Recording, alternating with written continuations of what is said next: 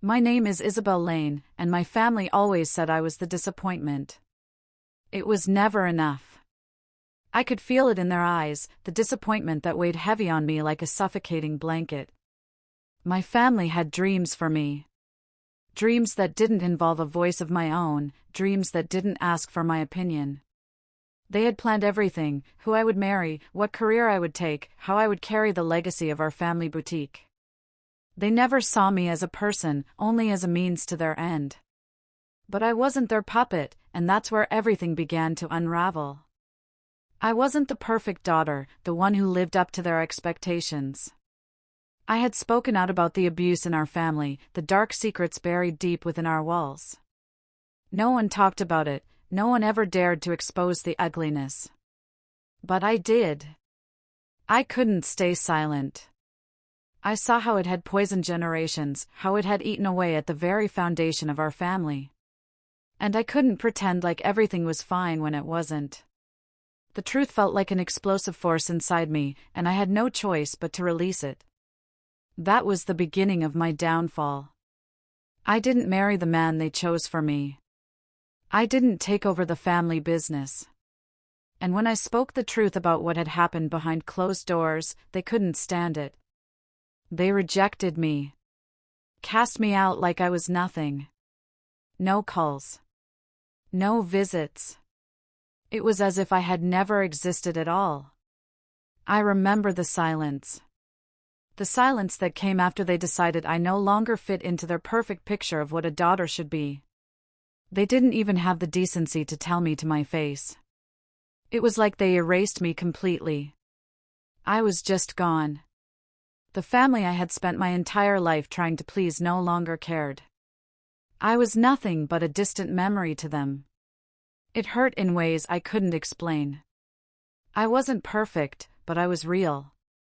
And that was too much for them to bear. So, I left. I had no choice.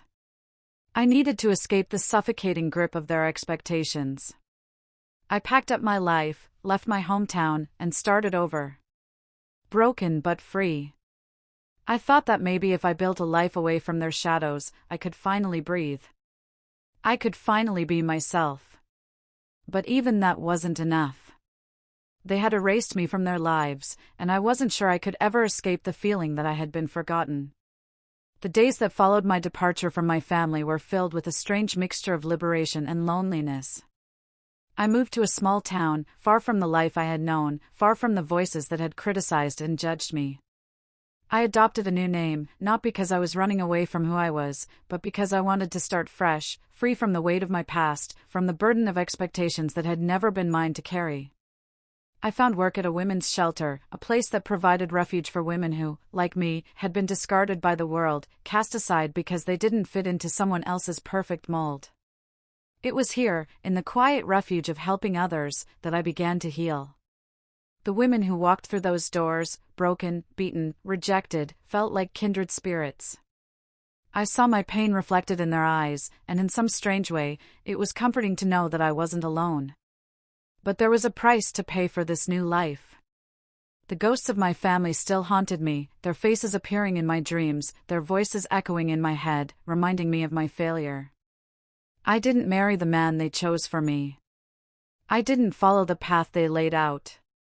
And that was unforgivable in their eyes.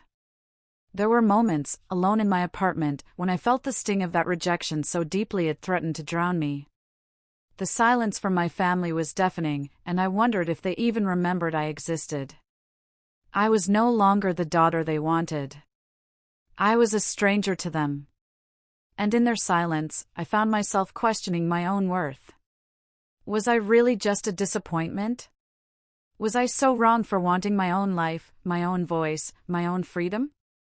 Still, I carried on. I threw myself into my work, into helping others rebuild their lives. It wasn't much, but it was mine. And for the first time in a long while, I began to find pieces of myself I thought I had lost forever. I learned that it wasn't about their approval, it was about finding peace within myself. But no matter how far I ran, no matter how much I tried to build a life free from the shackles of my family's expectations, their shadow still loomed over me. It was a quiet presence, always there, always reminding me of who I used to be. And I wasn't sure I could ever truly escape it. It was a normal afternoon when everything changed. I was sitting at my kitchen table, sipping a cup of coffee, when my phone buzzed with a message. It was from Emily, an old college friend. Her words, though casual, hit me like a freight train. "I saw something today, and I thought of you. Check this out." Attached was a screenshot of an obituary from my hometown paper. At first, I couldn't make sense of it. I blinked, rubbed my eyes, and stared again, hoping it was a mistake. But there, in black and white, were my details, my name, my birth date, my story. The obituary claimed that I had passed peacefully after a long illness. My breath caught in my throat, and the room spun. For a moment, I thought I was dreaming. They had declared me dead. It didn't make sense. How could they do this? Why would they do this? My heart began to race as I scrolled down, reading the lies wrapped in gentle, comforting language. A peaceful end, they said. A long illness, they claimed. I didn't even have a chance to fight back. I didn't have a chance to defend myself. They had erased me, not just from their lives, but from existence. And they had done it with the same cold, calculated precision they used when they cast me out all those years ago. The pain I felt wasn't just from the shock of the loss, it was the overwhelming realization that they didn't even care enough to make the truth known. They didn't want to face what they had done to me. They wanted closure, but it wasn't for their grief, it was for their guilt. They needed to bury me, to move on, to pretend like I had never existed, like their actions hadn't torn me apart. I sat there, numb, staring at the screen, feeling my heart sink. The reality of it hit me like a wave. They hadn't just abandoned me all those years ago, they had gone so far as to write me out of the world entirely. And in that moment, I realized something. I wasn't just forgotten, I was invisible. To them, I was as good as dead. But I was still here. And I would make sure they knew that. The anger came slowly, like a storm building in the distance. At first, there was only disbelief. How could they do this? I thought about it over and over again, the absurdity of it, the audacity. They'd already cut me out of their lives, but now, they were pretending I had never existed at all. It wasn't enough for them to erase me from their family, now they wanted to erase me from the world itself. They wanted to bury the truth beneath a false story that made them feel better, that allowed them to carry on without confronting the reality of what they had done to me. I sat with that anger for days, letting it fester and grow inside me. It wasn't just rage, it was something deeper, something more primal. It was a quiet fury, one that came from being stripped of everything that had once been mine, the family, the name, the place I had once called home. It was the fury of someone who had been pushed aside, dismissed, and then, on top of that, had their life rewritten for them. They weren't just punishing me, they were trying to erase me from their memories, from their guilt. They were trying to act like I never mattered. But I did matter. I had mattered, and I still mattered. And I wasn't going to let them take that from me. I wasn't going to let them think they could bury me with their lies and pretend that I was nothing. I had fought too hard to survive, to stand up for myself and for the truth, to let them bury me without a fight. I thought about the women I worked with at the shelter, the ones who had been beaten down, cast aside by the world, and yet still found a way to stand up. They fought for their voices. They fought for their lives. And I realized I couldn't let my story end this way. I was still alive. I was still breathing. And I wasn't going to let them silence me without a fight. The fury that had been simmering inside me began to take shape. I would go back. I would make them face the truth they had buried. I would go back to the town that had cast me out, to the family that had erased me, and I would remind them that I was still here, stronger than before. Not for revenge. Not for their suffering. But for me, for my voice, for my name, for the truth. They had tried to bury me once. Now, I would rise from the ashes, and I would be heard. It was a quiet decision, but it carried the weight of everything I had lost and everything I had fought for. After staring at that obituary for hours, after letting the anger settle into something more deliberate and colder, I knew what I had to do. I couldn't let this lie stand. I couldn't let them erase me without showing them that I was still here, that I had survived. I bought a black dress. It felt symbolic, like a funeral for the person they thought I was, the person they had cast aside and claimed dead. But the black dress wasn't for mourning. It wasn't for the woman they had written out of their lives. No, it was for the woman I had become, the woman they could no longer control, the woman who refused to be silenced. I had packed a single bag, a simple one, because what I was carrying with me wasn't material. It was my resolve, my truth, and my unyielding belief that I was still worthy of a life that wasn't defined by their lies. I booked a one-way flight. There was no turning back now.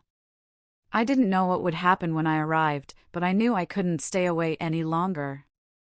I had spent years hiding, years trying to forget that there were people in this world who had once been my family, people who had loved me but chose to let me go the moment I stopped being the person they wanted me to be. But they had to face me now. I wasn't going to cower in the shadows any longer. I wasn't returning for them, I was returning for myself. For the girl who had once been too afraid to speak, too afraid to stand up for herself. For the woman who had rebuilt her life from the ground up. For the truth that had never been silenced, even when they tried to bury it. The flight felt like 1,000 years, each minute stretching out, but the decision had been made. My heart raced with a mixture of dread and anticipation.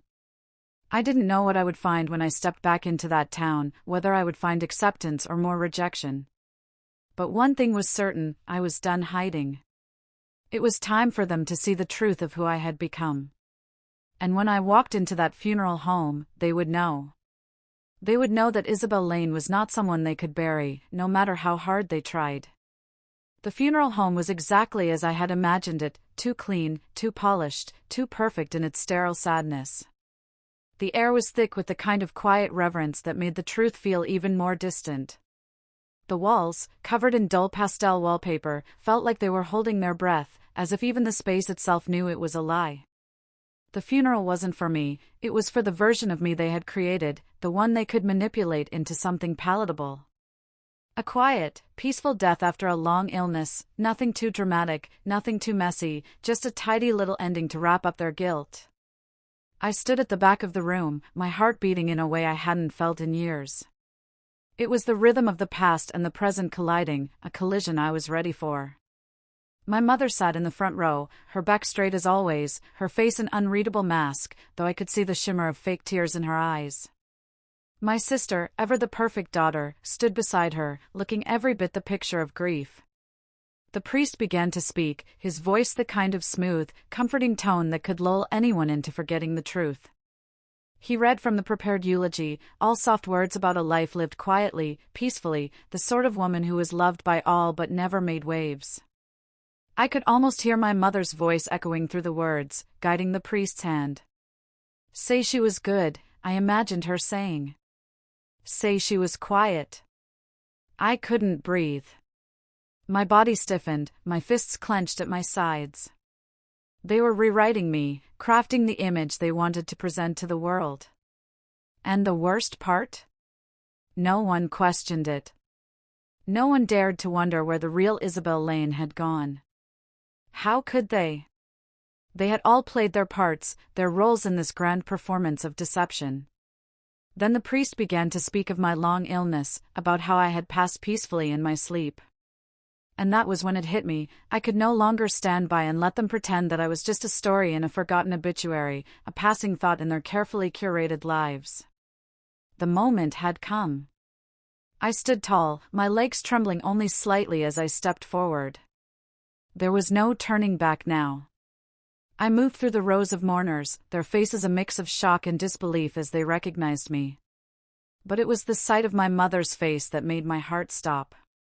She looked at me as if she had seen a ghost, her hand clutching the silk handkerchief tighter, her eyes wide with horror.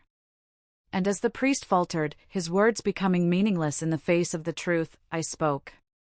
My voice was steady, cutting through the stillness of the room. You should have waited until I was actually dead.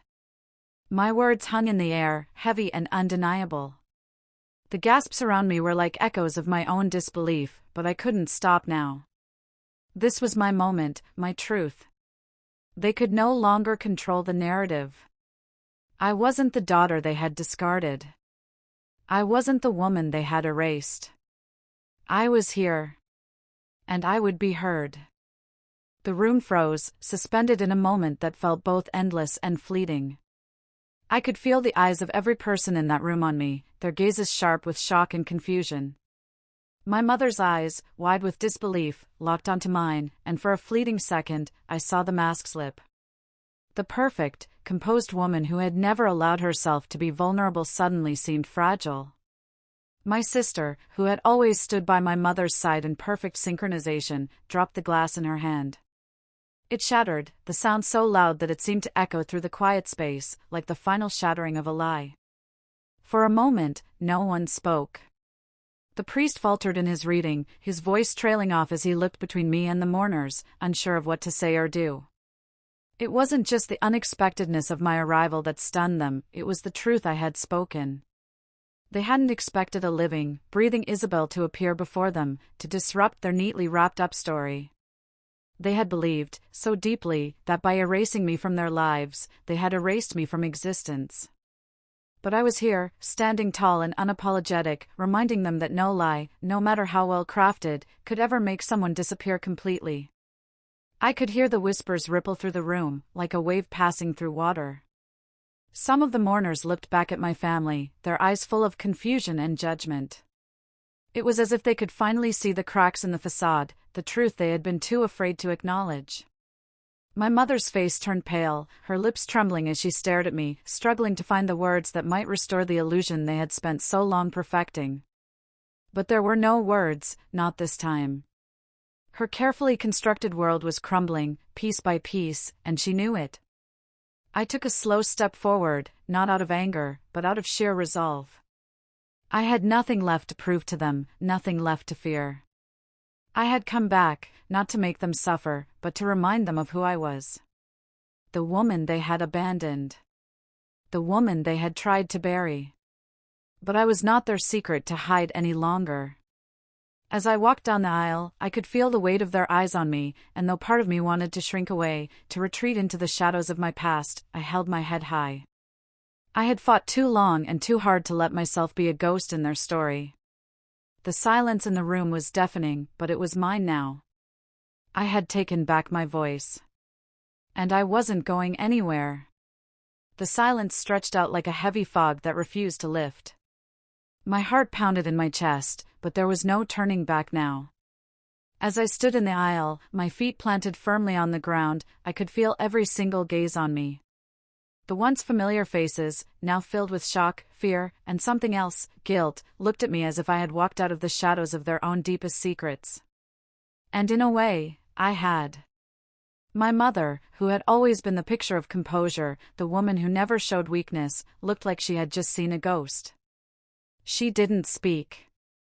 Her lips quivered slightly, and the hand that had been dabbing at her eyes with that ridiculous silk handkerchief suddenly fell limp in her lap.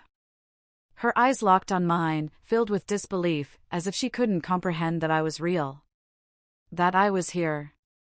For years, I had wondered if I could ever look at her again, if I could ever confront the woman who had done so much damage. The woman who had stood by, silently complicit in the abuse that had torn our family apart. She had been the one to smile and nod, to pretend everything was fine while the darkness festered behind closed doors. She had never been a mother to me in the way I needed. She was just the keeper of appearances, the one who cared more about what others thought than the pain of her own child. But now, as I stood before her, I saw something in her eyes that I had never seen before: fear. It was raw and unfiltered, the kind of fear that only comes when a person realizes they've lost control, when they realize that their lies can no longer hold up against the truth. My sister was next. She had always been the one to follow my mother's lead, the one who never questioned, who never spoke out. She had been the perfect daughter, the one who could do no wrong in my mother's eyes. But now, As she looked at me, I could see the cracks in her perfect facade. Her mouth hung open slightly, her hands trembling at her sides. She had dropped her glass, and it had shattered on the floor, but she didn't seem to notice. She stared at me as if I were a stranger, someone she didn't know anymore. In a way, I was. My sister had always been the one who played it safe, the one who avoided conflict, who stayed in the background while my mother controlled everything. She had always been the dutiful daughter, the one who played her part without ever challenging the status quo. But now, with me standing before her, that status quo had been shattered. The carefully constructed world they had lived in for so long was crumbling, and she was powerless to stop it. She couldn't hide behind the walls of silence anymore. The rest of the room was no better. The mourners, most of whom I had never met, whispered amongst themselves in confusion and discomfort. I could hear the shock in their voices, the way they tried to piece together what was happening. Some of them glanced nervously at my family, as if seeking some sort of approval or explanation for the spectacle unfolding before them. But there was no explanation. There was no justification for what they had done. And for the first time, I realized something important. These people, these strangers who had been brought here to mourn a woman they didn't even know, were starting to see the truth. They were starting to see through the lies. I turned my gaze back to my mother, whose expression was now a mixture of guilt and anger. The kind of anger that comes from being exposed, from having the truth laid bare for all to see. She opened her mouth to speak, but no words came out. She looked at me like she was seeing a ghost, and in a way, she was. The woman she had tried to bury, the woman she had discarded as if I didn't matter, was standing before her. And there was nothing she could do to take it back. My sister finally spoke, her voice trembling. "What? What are you doing here?" she asked, her words shaky and uncertain. There was no defiance in her voice, no anger, just a raw, terrified confusion. She wasn't angry at me. She was angry at herself. She was angry at the life she had allowed herself to be swept into, at the role she had played in this grand family performance. I didn't answer her right away. Instead, I walked forward, slowly, deliberately, until I was standing directly in front of my mother. I could see the desperation in her eyes, the unspoken plea for me to just go away, to let her pretend that none of this was happening. But I wouldn't. I couldn't. "I'm here," I said, my voice steady but filled with the weight of years of pain, "because I was never dead. Not to you. Not to anyone. You chose to erase me.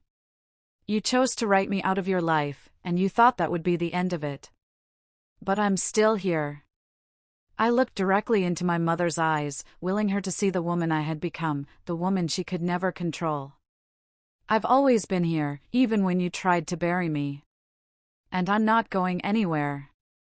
The room was silent again, the kind of silence that hangs heavy in the air, suffocating everyone in its path. My mother looked like she had been struck, her face pale, her eyes wide with the horror of realization. She didn't know what to say, how to fix the mess she had created. She didn't even know if she could. And in that silence, I realized that this wasn't about me trying to hurt them. It wasn't about revenge. It was about me finally taking back my life. It was about me standing tall in the face of everything they had tried to do to me. I had spent so long being silent, so long trying to fit into a life that wasn't mine. But now, I was free. And nothing, not their guilt, not their lies, could ever take that away. The silence in the room was suffocating, but it wasn't mine to bear anymore. I had stepped into the space they thought they could control, into the very heart of their illusion, and shattered it with the truth of my existence. I was no longer just a daughter they had cast aside. I was no longer a secret they could bury in the past. I was a living, breathing reminder that they could never truly erase me. And as the weight of that reality settled over them, I felt something stir inside me, a quiet strength I had been nurturing in the shadows for years.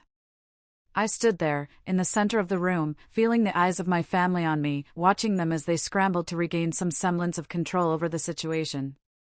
My mother, still pale and stricken, looked at me as if she were seeing a ghost, a part of her no doubt wondering if this was some cruel dream she could wake up from. But I wasn't going anywhere. My sister, ever the dutiful daughter, still looked lost in confusion, as if trying to process this new version of me that had emerged from the past she thought she had long forgotten. And yet, despite the shock and the horror on their faces, something unexpected began to happen. A shift, subtle at first, but undeniable. They were beginning to understand. They were starting to realize that the facade they had built, the life they had pretended I never lived, the life they had erased, had crumbled in front of them. I had taken back control, not just of this moment, but of everything they had stolen from me over the years. It wasn't a moment of grand victory. It wasn't about making them suffer or relishing in their guilt. No, it was about something deeper. It was about the years of silent suffering, of being cast aside, of watching them pretend I was invisible. It was about standing up and saying, I am here. And I will not be silenced anymore. For the first time in my life, I wasn't the one shrinking in the shadows. I wasn't the one apologizing for my existence. I was standing in the light, unapologetically, taking ownership of everything I had gone through, everything I had endured, and everything I had fought to build in the wake of their rejection. My mother opened her mouth, perhaps to speak, perhaps to apologize, but I wasn't interested in her words. She had spoken her piece years ago when she chose to stand by while I was left out in the cold. Her silence, her lack of action, had spoken louder than any words ever could. Now, I was the one who had the power to speak, to reclaim my narrative, to set the terms of how this chapter would end. I had nothing left to prove to her, to any of them. Instead of looking at her, I turned my gaze to the room. The other mourners, strangers to me, really, looked uncomfortable. Some stared at the floor, unable to make eye contact, while others fidgeted in their seats. They had come here to mourn a version of me that didn't exist, a version of me they had never known. And I could see, in their eyes, the flicker of realization, they were complicit in the lie. They had been pawns in a game they didn't even realize they were playing. And now, as I stood before them, as I made myself known, they were forced to face the truth that they had allowed themselves to be part of this erasure.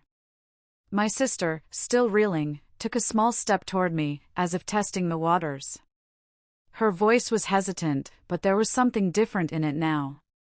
It wasn't the sharp, defensive tone of the past, but something softer, almost apologetic.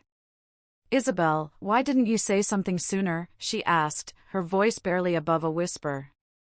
I looked at her, really looked at her for the first time in years.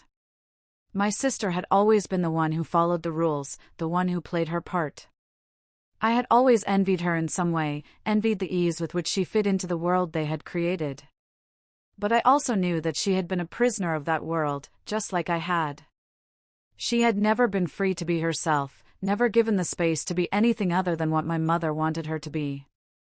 And now, as she stood before me, I saw her not as the perfect daughter or the obedient sibling, but as a woman who had been caught in the same trap I had been. "I couldn't," I said, my voice steady but tinged with pain. "I couldn't say anything because you wouldn't have listened. None of you would have. You never wanted to hear the truth. You only wanted to keep pretending everything was fine. You didn't want to face the reality of what was happening." Her eyes flickered with something, regret, maybe, but she didn't speak. She didn't have the words, not yet. But for the first time in a long while, I felt a shift between us, a crack in the wall of silence that had kept us apart for so long. My sister wasn't the enemy. She had never been.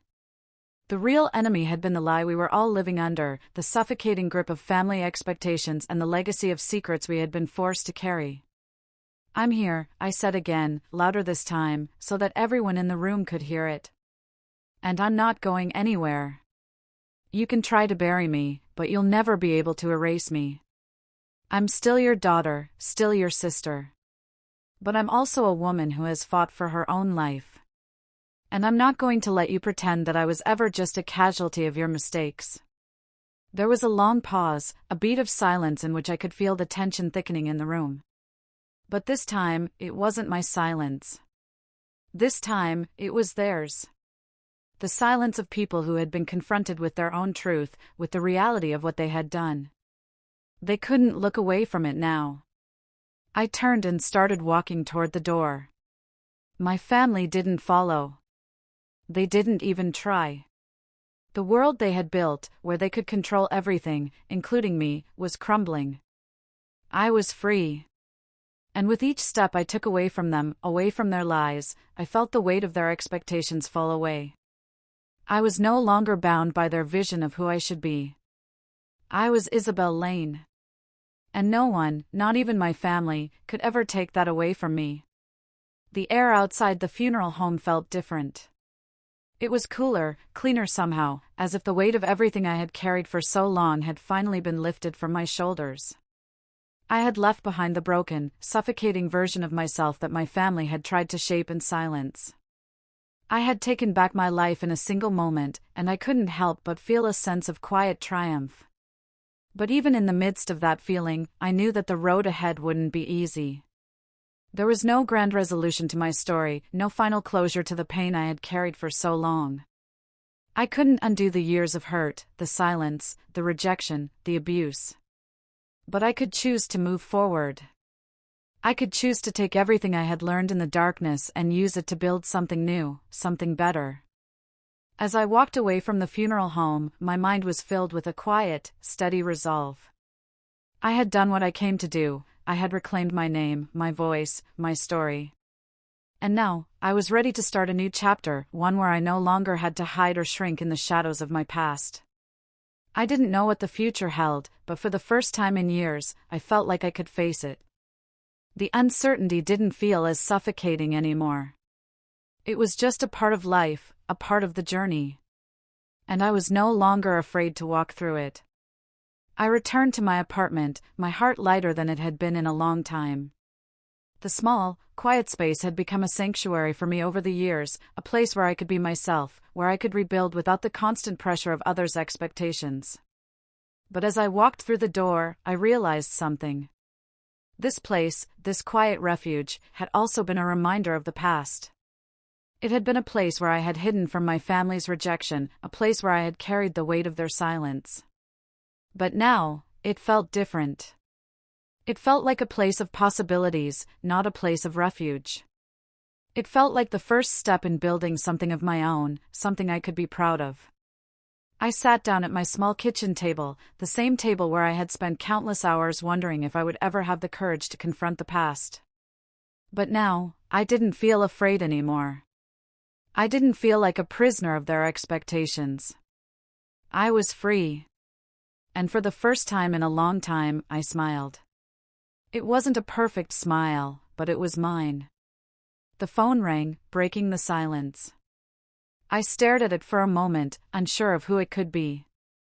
Part of me wanted to ignore it, to avoid whatever conversation might come next. But then, a thought crossed my mind. I wasn't hiding anymore. I wasn't running away. So, I picked up the phone. "Isabel," came the voice on the other end. It was Emily, my old college friend. The one who had sent me the obituary. I just wanted to make sure you're okay. I took a deep breath, feeling the weight of everything that had just happened settle in my chest. "I'm okay," I said, my voice steady. "I'm better than okay." Emily paused for a moment, almost as if she were waiting for me to explain further. But there was nothing more to explain. She knew the truth. She had been one of the few people who hadn't abandoned me, who had shown up when I needed someone. "I saw what you did," she said softly. "It was brave." I felt a lump form in my throat, but I swallowed it down. "I didn't do it for them," I replied, my voice firm. "I did it for me. Because I needed them to know that I'm still here. That I'm not someone they can bury with their lies." "I understand," she said quietly. "I just wanted you to know that you're not alone. You never have been." I felt the warmth of her words, the comfort that only a true friend can give. It wasn't much, but in that moment, it meant everything. "Thank you," I whispered. Thank you for not forgetting me. There was a long pause on the line, and then Emily spoke again. Is there anything I can do to help? I smiled, feeling the tears that had threatened to fall earlier finally come to the surface. But they weren't tears of sorrow. They were tears of relief, of gratitude. Just keep being there, I said softly. That's all I need right now. We talked for a while longer, but as the conversation came to a close, I felt something in me shift. The loneliness that had been a constant companion for so long seemed to loosen its grip on me, just a little. The weight of my family's rejection was still there, but it no longer defined me. I was no longer their disappointment. I was no longer their secret. I was Isabel Lane, and I had survived. And for the first time in a long time, I was starting to believe that maybe, just maybe, I was going to be okay. The days that followed weren't easy.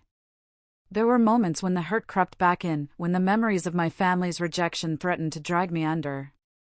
But each time that happened, I reminded myself of the truth I had learned, the truth that no one could take away. I was still here. I was still alive.